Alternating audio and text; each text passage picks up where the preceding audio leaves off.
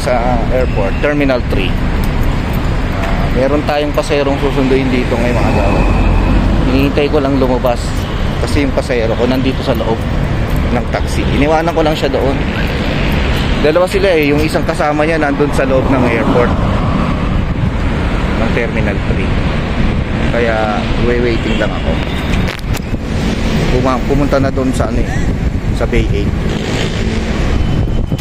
Nandun na raw. Punta na raw kami. Andun na sir? Bay 8 na sir.